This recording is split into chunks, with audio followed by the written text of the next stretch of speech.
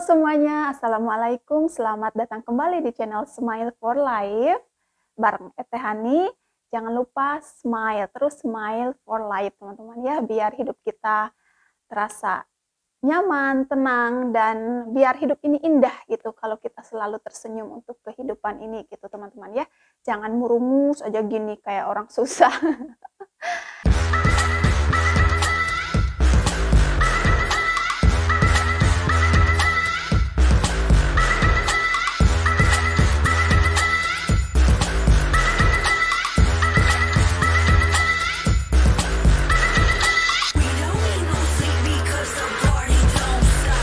Ya teman-teman, senang sekali kita bisa jumpa lagi ya. Terima kasih untuk kalian yang selalu support channel Ete. Ete beneran sampai semangat sekali kalau baca komenan kalian. Kalau misalkan saling saling balas-balasan komen, pokoknya Ete tuh bahagia sekali teman-teman. Terima kasih buat kalian yang selalu dukung channel Ete.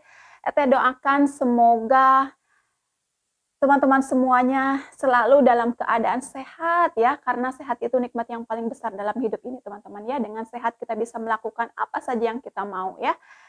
Oke teman-teman, hari ini Eteh mau bahas soal pencurian kejahatan di Italia gitu ya.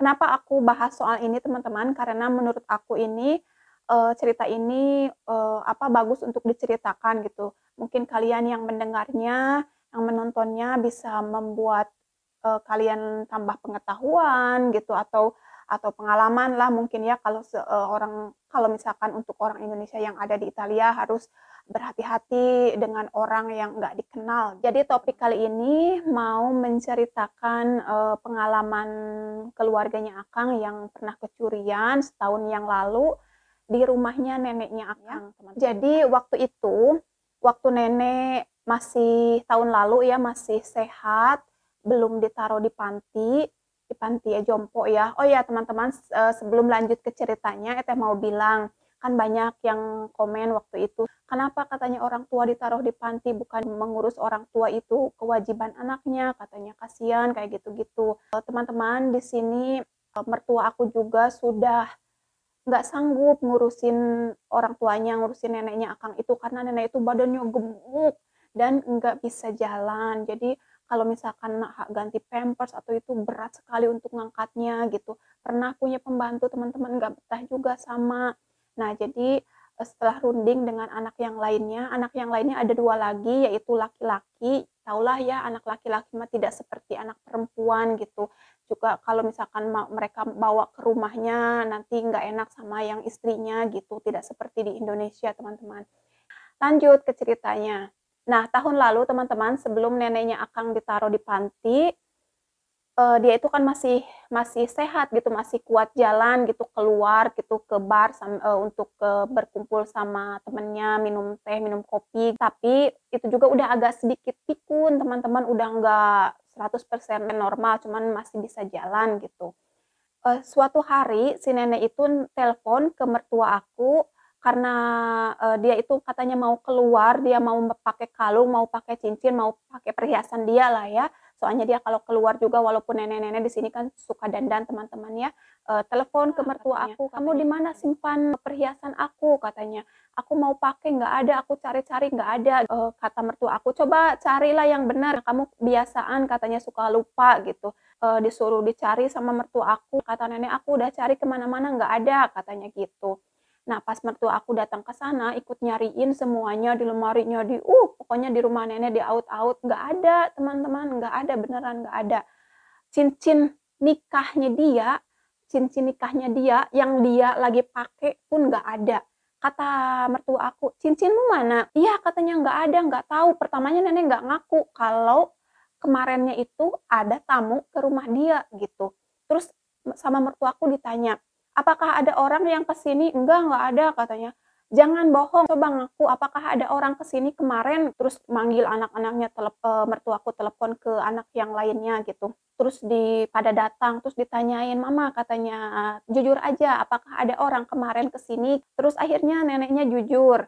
Iya, katanya kemarin itu ada tamu ke sini, ya dia itu mencet bel, katanya kirain teh kamu. Ya aku bukain, terus masuk ke dalam rumah, terus kita ngobrol. Terus si tamu itu minta ini, minta cincin, minta cincin aku, kata si nenek, katanya untuk beli obat, untuk ke rumah sakit, katanya soalnya anaknya itu ini apa tabrakan, katanya gitu.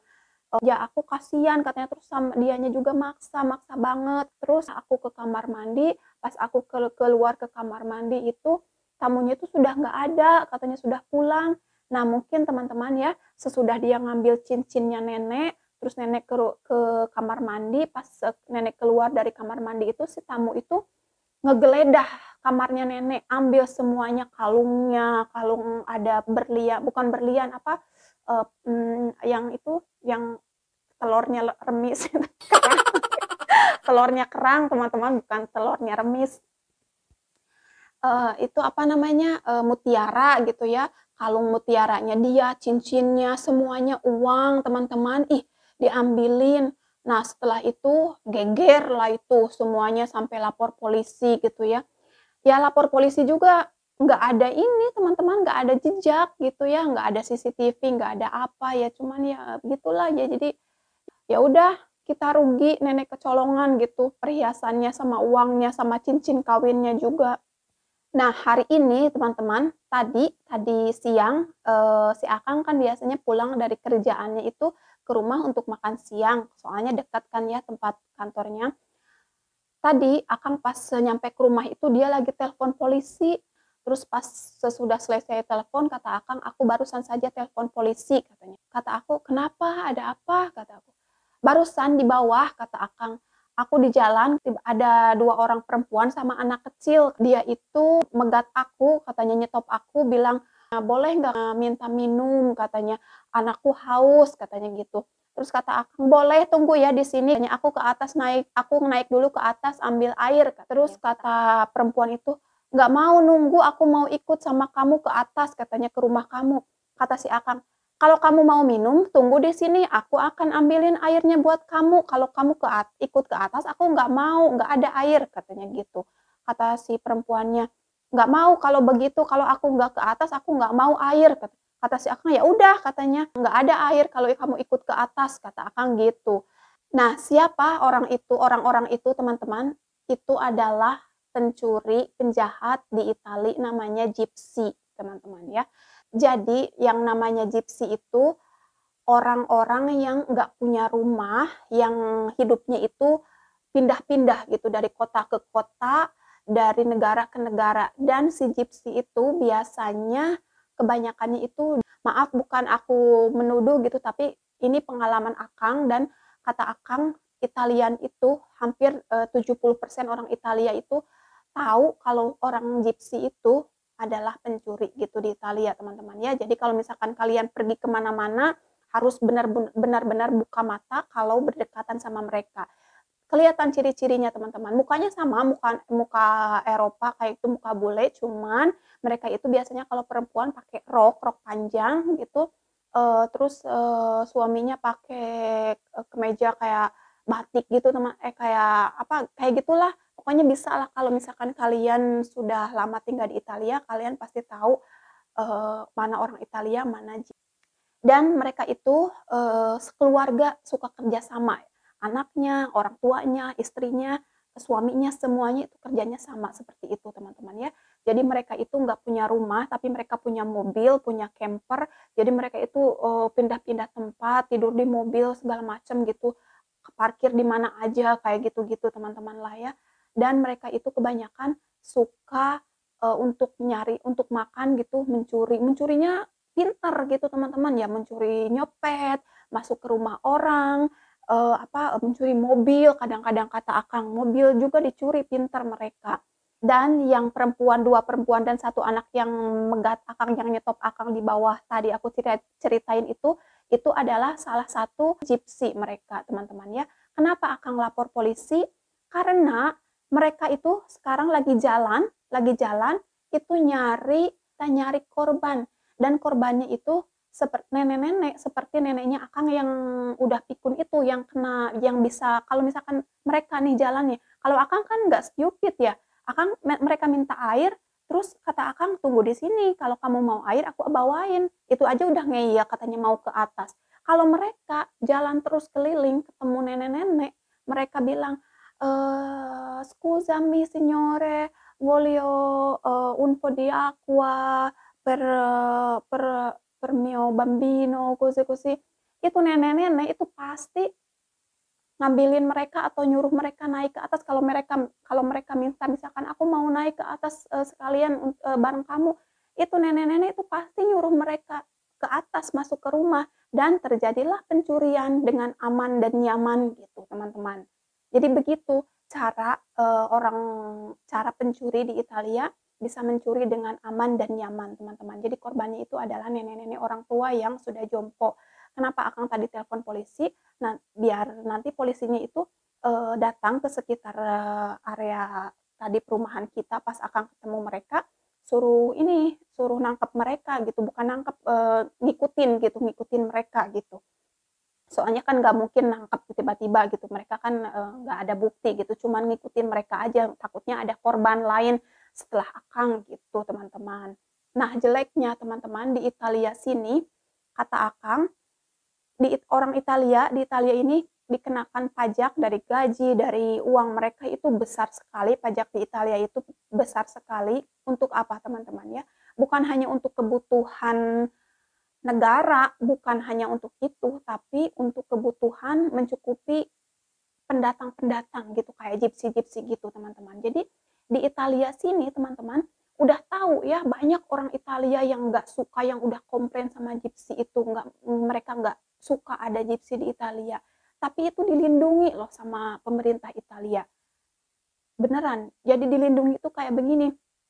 Jadi mereka itu dikasih nggak apa kalau mereka parkir di mana aja gitu, di tempat parkiran mereka tidur, mereka nyuci baju di situ gitu, nggak ditegur gitu teman-teman ya. Dan mereka itu kalau misalkan ada kejahatan, misalkan pernah nih ada berita nih kata akang katanya, di mana lupa lagi di Roma atau kalau nggak salah di mana lagi ya, ada orang Italia mungkin yang udah benci banget sama si gypsy itu, dia itu ngebakar si tempat tinggalnya kayak camper gitu, mobil gede untuk tidur teman-teman ya, ngebakar itunya punyanya si camper punyanya Gypsy itu teman-teman. Dan tahu nggak, setelah terjadi kebakaran itu, si Gypsy itu yang kehilangan tempat tidurnya, mobilnya itu langsung dikasih satu apartemen bagus sama pemerintah Italia. Coba teman-teman. Jadi pemerintah Italia itu kata Akang sepertinya itu lebih sayang ke pendatang daripada ke warganya sendiri. Banyakan di sini juga pendatang-pendatang yang dari negara-negara mana yang negaranya perang, yang negaranya kesulitan gitu. Mereka itu dikasih tempat tinggal, teman-teman. Ada di sini deket rumah aku kayak apartemen gitu, tempat tinggal mereka di situ. Dikasih makan uang setiap bulan itu kayak 300 euro gitu satu orangnya, coba. Kalau orang Italia sendiri kan mau dapat 300 euro aja harus kerja keras. Sementara pendatang mah dikasih 300 euro untuk makan setiap bulan. Dan itu tuh mereka nggak punya KTP, nggak punya apa-apa, cuman stay tinggal di sini aja. Dan mereka itu kayak kayak orang-orang yang belum kayak orang-orang yang belum tahu mau tinggal di sini selamanya atau mau dikembalikan ke negaranya gitu. Jadi untuk yang stay sementara itu dikasih tempat di sini teman-teman ya. Jadi gitu teman-teman ya ceritanya. Tadi aku pas Akang pulang ke rumah itu lagi telepon sama polisi, kaget banget kirain ada apa, ternyata Akang itu ngelaporin kejadian yang dia alami tadi sebelum naik ke atas gitu, katanya biar takut ada korban lagi setelah Akang. Jadi telepon polisi, suruh polisi suruh ngikutin mereka karena mereka masih dekatan di sini gitu, jalan nyari korban gitu teman-teman. Jadi ya itulah teman-teman cerita Eteh kali ini, semoga menambah pengetahuan kita semua dan selalu berhati-hati, selalu jaga keamanan ya dimanapun berada. Jangan lupa sebelum tidur kunci pintu biar enggak ada yang masuk teman-teman. Oke, hatur nuhun pisan teman-teman sudah menonton sampai habis. Hatur nuhun pisan kasadayana, like-na, support-na. Buat teman-teman yang lupa subscribe, ya mungkin kalian lupa ya karena aku ngelihat itu kebanyakan yang nonton itu nggak subscribe teman-teman. Mereka itu cuma nonton tapi subscribe. Jadi buat teman-teman yang lupa subscribe, please subscribe karena subscribe itu gratis teman-teman ya. Please subscribe, like, dan share supaya Eteh dan Akang bisa lebih semangat lagi bikin kontennya. Oke, hatur nuhun pisan. Ciao.